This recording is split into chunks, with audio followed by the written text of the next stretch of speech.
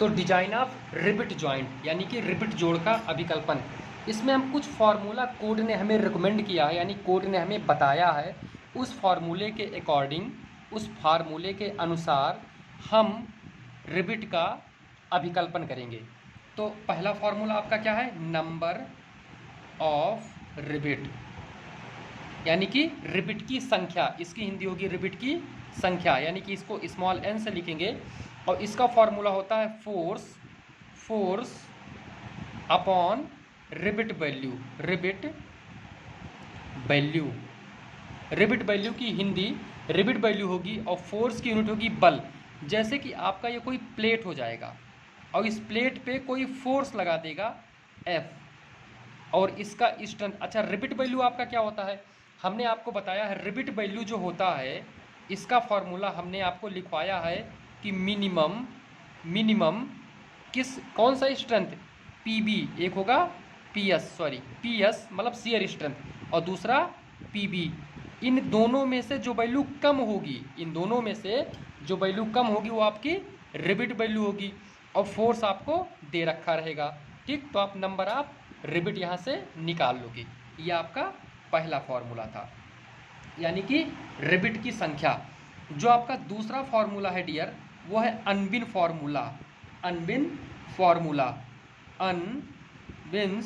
Formula. ये code ने direct हमें बताया है कि इस फॉर्मूले से हम क्या निकालेंगे, डाया ऑफ रिबिट, यानी कि आप क्या निकालोगे, डी निकालोगे। डी आपका क्या है, डाया ऑफ रिबिट। इसका फॉर्मूला होता है 6.05 अंडर रूट टी मिनिमम। अच्छा, टी मिनिमम कौन सा है, मिनिमम का मतलब जो प्लेट की मोटाई सबसे कम होगी वही हम लेंगे।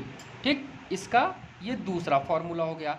यहाँ से आप क्या निकालोगे, डाया ऑफ रिबिट निकालोगे। जो तीसरा फॉर्मूला है ये किस में होगा, आपका जो डी होगा वो किस में होगा, mm में होगा। किस में होगा, mm में होगा। ये बात आप ध्यान रखिएगा, थोड़ा इंपॉर्टेंट है।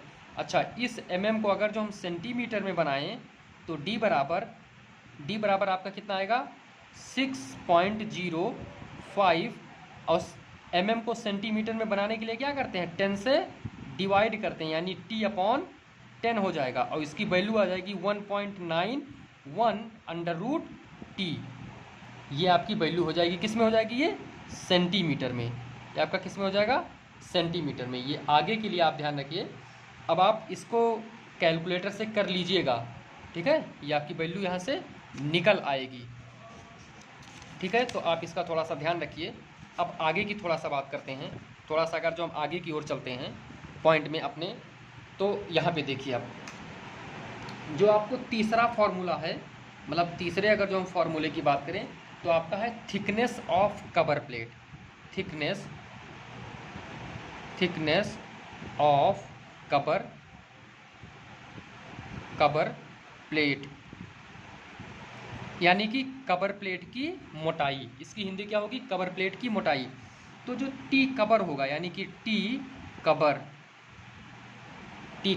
हमने लिख दिया है, टी कवर, ये आपका क्या होगा, ये आपका कभी भी ज़्यादा या इक्वल, इसका मतलब ज़्यादा इक्वल हो सकता है 5/8 टी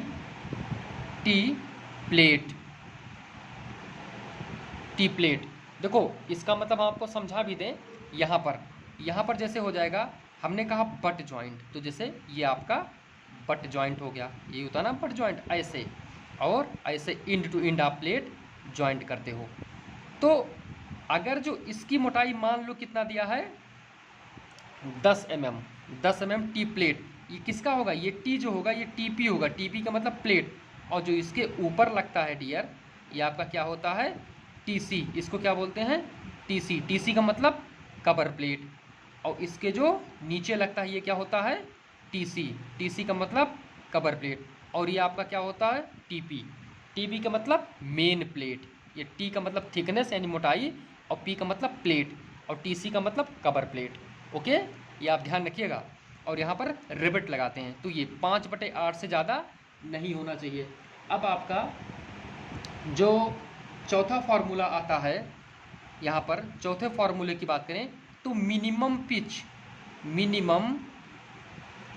पिच। मिनिमम पिच का मतलब क्या होता है? मिनिमम पिच जैसे एक रिबिट हम यहाँ लगा रहे हैं और दूसरा यहाँ लगा रहे हैं, तो इसके सेंटर से और इसके सेंटर से कम कितनी दूरी रखें? कम से कम एक दूरी, ये कोड ने रिकमेंड किया, यानी कोड ने बताया कि कम से कम इसके बीच में दूरी 2.5 डी रखोगे आप, यानी कि मिनिमम पिच आपका कितना होगा? 2.5 डी। आपको याद रखना है। हिंदी होगी न्यूनतम पिच, हिंदी होगी न्यूनतम पिच। और जो आपका पांचवा फार्मूला बन रहा है वो है मैक्सिमम पिच, यानी कि अधिकतम, मैक्सिमम पिच। अब अधिकतम पिच आपका कितना होगा? जो आपका अधिकतम पिच हो रहा है वो आपका होगा 32 बराबर, यहाँ पर लिखेंगे 32 टी। 32 टी का मतलब थिकनेस, और दूसरा होगा 300 mm, 300 mm। इन दोनों में से जो वैल्यू लेस होगी यानी कम होगी, वो वैल्यू हम मैक्सिमम पिच का लेंगे। इतना फॉर्मूला आपको याद रखना है, इसी पे सारे क्वेश्चन लग जाएंगे, कोई भी क्वेश्चन आपका बचने वाला नहीं है। आप इतना याद रखिए।